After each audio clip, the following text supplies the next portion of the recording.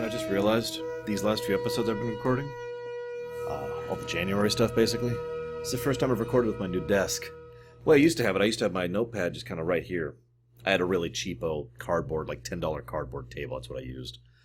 What? I don't have a lot of money. And now I have a desk. It was actually donated by my sister. And this is the whole desk she used to have. So I have a proper desk, and it's a lot more useful. I've got a better setup for my mic. I've got a better setup for my webcam. It's more efficient for this. It's a lot cleaner. I've got more room to work with. But I need to come up with a permanent way to keep my notes somewhere. So you look at them when I'm talking to you guys. I have talked many times about... Well, actually, before we talk about that, let's talk about something else. Let's talk about how this episode was originally crap. This is the pinnacle. This and the next episode, in my opinion, are DS9, the examples of DS9. Not because they're the best episodes or the highest quality, but because they are what DS9 did best, in my opinion. Many people like to compare Babylon 5 and Deep Space Nine, and for good and for bad reasons. But in my opinion, the biggest thing, really, that differentiates the two is that Babylon 5's story was written before they ever started even making the show. Deep Space Nine's wasn't even written while they were making the show. The two, I just talked about this, but the two are the perfect examples of front-loaded and back-loaded storytelling. This episode right here and the next one are the examples of that mentality. So let's look at this here. First of all, we've got Tane, who was introduced earlier, Garak's past and connections with the Cardassians, Odo's connection and understanding of the Cardassians, the Arias system, which was specifically brought up in Defiant, and I think that's actually it. But all of those points were never intended to be connected. They were never intended to be part of some overall narrative. This was not some carefully crafted narrative arc that they had months or years in advance. These were completely different episodes that just happened to be written. And when they sat down to make this episode, well, it was kind of a crap episode. And everyone agreed. Everyone on the development team were like, this doesn't work. This is stupid. It was basically the same general episode up to a certain point, Garak blows up his own shop to foil an assassination attempt on him. He gets Odo involved. There's some back and forth, which is great. And then they find out, Tane! And then they just couldn't figure out how to end it. And they're like, all right, hang on. And they went back to task, and they added those connecting points to this episode and made this part of a grander scheme. Made this part of a new development. And indeed, what happens next week in the next episode is literally a hallmark event in Star Trek, in real-life terms. And arguably in character as well, although we'll discuss that when we get there. Now, all of this means that this episode and the next one are even more impressive than they otherwise would be, because these were not planned to be great, they simply were. And that's just DS9 in a nutshell. Which is why I wanted to talk about that first, because the next thing I want to talk about is something I've been referencing many times, and I know most of you don't care, so I'm just going to say this very briefly. For those of you who don't remember, I quit DS9 way back in Move Along Home, right? I just said, nope, this is not interesting to me. Finished out TNG, watched Voyager, and my friend Rob, this is back... was this college? I think this is about college years. This is late high school, early college, somewhere in that range. I forget when. I'd look it up, but I don't care right now. Either way, my friend Rob at the time, this had to have been college because this is season 3. So yeah, I was in college. My friend Rob was like, "Hey, dude, have you seen the latest episode?" Now, it was actually the episode Visionary. Or no, I'm sorry, wrong. It was actually the episode Distant Voices, my bad. The one with Bashir in the internal thing. And he was talking about that episode, and I was like, no, dude, I gave up on Deep Space Nine. He's like, oh, dude, you gotta see it. And I'm like, dude, no. And he's like, dude. We didn't actually talk that way, but I'm making fun of myself. No, what actually happened is he convinced me to give Deep Space Nine another shot. He described Distant Voices to me and described what they've been doing in the introduction of this group called the Jem'Hadar, a whole new race, and a whole new organization called the Dominion. And I was like, okay. I mean, that sounds suspiciously like continuity. Which, even back then, hell, even as a kid, I loved continuity. So especially, in college, I'm like, dude, yeah. Dude. So I decided to go ahead and give the show a shot. The actual episode I came back to was actually last week's, the Mirror Universe episode, Through a Mirror Darkly. Through the Looking Glass, excuse me. Wrong one. Through the Looking Glass. And I wasn't impressed. So what actually ended up happening was I asked my mom, who I was watching these with, because I'd go over and visit, hey, do you want to watch next week's Deep Space Nine episode? And her response was basically, But I liked hanging out with my mom, and it was a nice break since I was going through some tough times at that point in my life because I was working full-time and going to college full-time. And let me just say really quick, anybody out there who either is thinking about doing that or is currently doing that, don't! To this day, I regret killing my body and my immune system and my ability to function as a human being for years. It was only 2 years for me. But still, those 2 years destroyed me. Don't do it. So I needed some time with my mom. So I'm like, yeah, okay, I'll show up. And so then I came back to DS9 last episode and wasn't impressed. But then this episode hit. And the next one. This is when I came back to Deep Space Nine. During this two-parter. And it hooked me just like that. Now, I'll talk more about that next episode, because next episode's really the one that caught me. But it's almost funny. I can't imagine a better episode to come back to, except maybe Way of the Warrior. Holy crap. But we'll talk about that more when we get there. So let's talk about the episode itself. First of all, I also want to give really quick just credit to Michael Piller. Although Michael Piller and I disagree on a lot of things, and he has a lot of flaws, the man has a great sense of narrative connecting points. And he was pretty much the one who suggested and put forth the idea, let's just make this a two-parter. And everyone else is like, that's a good idea. And then the rest of the team started working together and coming up with where it needed to go. Now, it's worth noting, from a creative perspective, this probably sounds like a duh move, because it kind of is. From a real-life financial, business management perspective, this was insane. They had already done most of this episode and worked on most of this episode, and they had to reshoot scenes and rewrite scenes and completely do an entirely different run of the post. And then they had another episode to do, which they already were scheduled, so they had to rejigger the schedule to push the other episode, which was Through the Looking Glass forward. I mentioned that last time. In order to deal with this and they had to really rush that episode. You'll notice it's mostly a bottle show.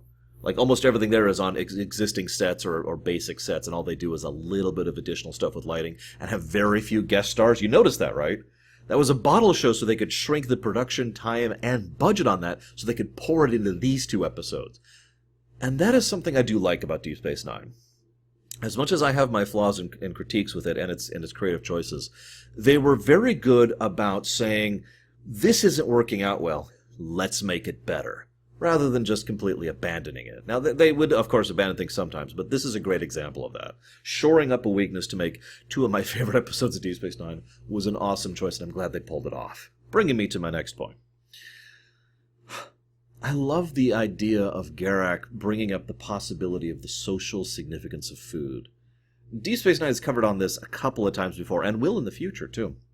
But I love that because in my opinion, very little fiction really covers how important food is. Now, I know that sounds like a stupid thing to say, but like the cultural significance, the social significance, the community significance, the background significance, the personal significance, how much it means for your station or your position or your preferences. There's so much that can be done with food, especially from a world-building perspective, and most fiction just kind of ignores that and just has meals be a place where characters are talking, rather than a meal being part of the development of the story. Deep Space Nine is usually better about that, and this is another example of that. I love the comparative looks at fiction, too. The way that they compare and contrast, earthen fiction versus Cardassian fiction is the most obvious one, and has been brought up before and will be brought up again. Probably the best example of this is actually The Boy That Cried Wolf. The lesson, the intended moral of The Boy That Cried Wolf being, don't lie all the time, or else you're going to be screwed. Garak, of course, from his perspective, looking at that and saying, don't tell the same lie all the time. Which is funny, actually, because Garak does have a very particular method to his events, but I'll bring that up later. I also like Bashir's reaction. So Garak walks away, he starts talking with Kira about some irritating things he's got to put up with for some race that we'll, of course, not see. World building, and then very first thing he does, Bashir to infirmary, medical emergency on the promenade, just bam. That's great. I know that it sounds so weird to praise that, and in fact, I shouldn't have to praise that kind of thing in Star Trek, or in fiction in general, but it's so rare that people respond to emergencies urgently, especially in Star Trek, that I wanted to give them praise for that one. So, Fast forward a little bit here. Odo decides to question the... not Talarian, I forget the actual race. And the way he does it is actually legitimately interesting and engaging to me. Because by that point in time, you could tell Odo's already put most of the pieces together. The idea that this was intended to be an assassination via chemical injection is something that Odo has effectively already deduced. And he thus questions him directly to effectively prove it, and then goes ahead and decides to follow him to figure out who he's reporting to. Then the Romulans kill him, and admit it! And that's probably it's rather fascinating, so I'm going to rewind a second here. So, Odo and Garak are amazing. The two make a wonderful double act, and I'll talk more about that in a minute, because they have a whole scene which is just the two characters bouncing off each other in a wonderful way. But when Garak convinces Odo to let him go with, and they go after the enemy freighter, Tarkarian? God, I can't even remember. They go after the freighter. There's some good chemistry between the two. Garak has basically pushed Odo into a corner on this one. But what I love most about it is that Odo basically just kind of accepts this. And we see a little bit of how both of them operate.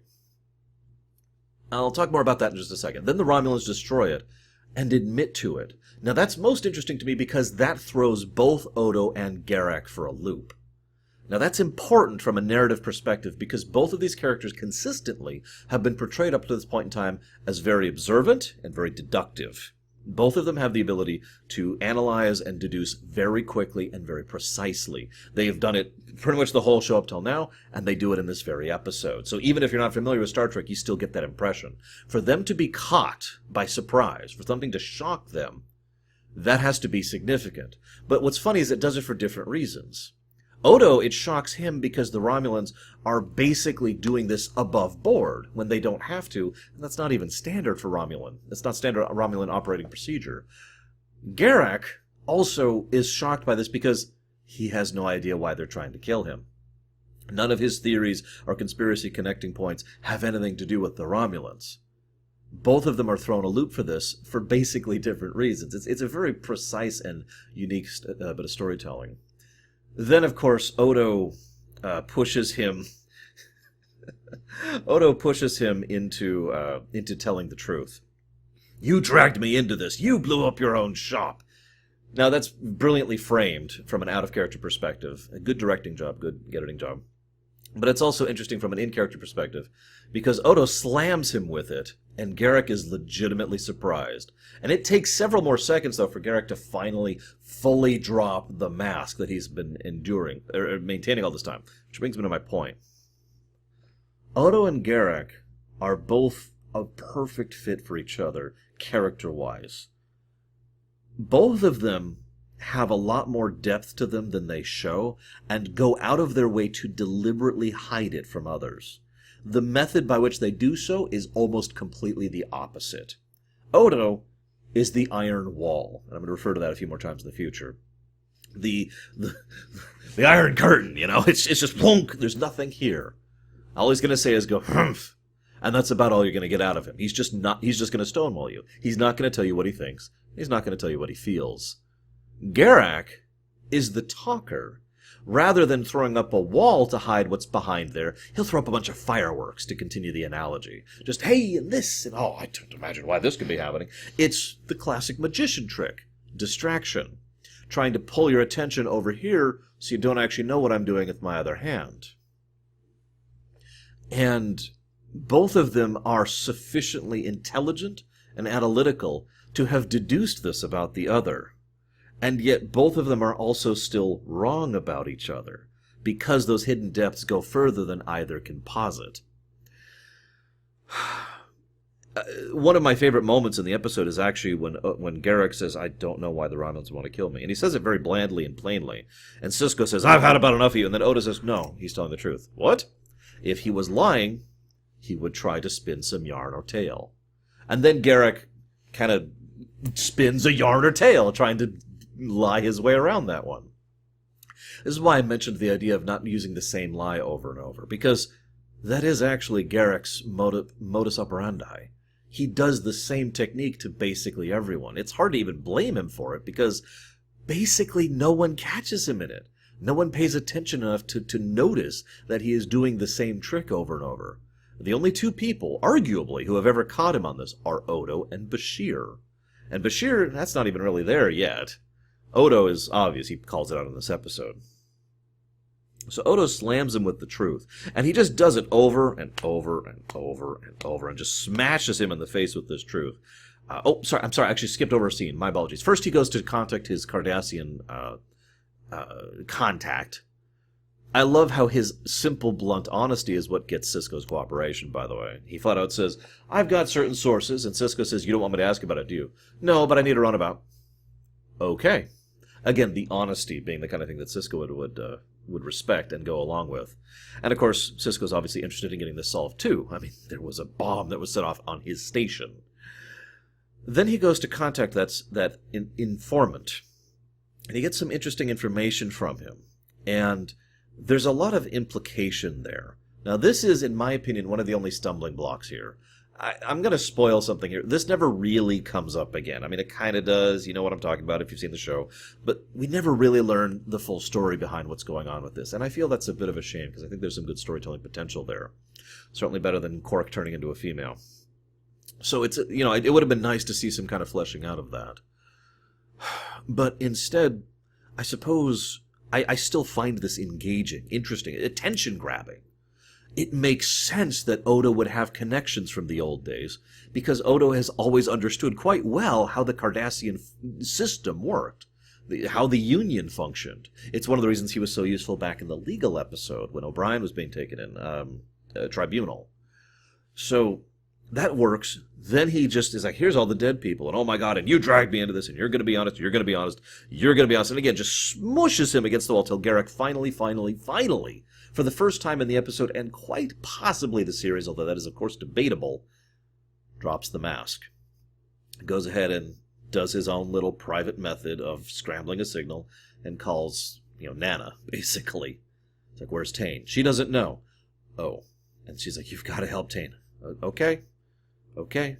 She'll be coming up later, too. I like that continuity is carried forward. And so then there's this little bit, and it was basically left in as a joke, and I do like this moment. I can never think of his name. The gentleman who plays Garak. I'm going to look him up while I keep talking.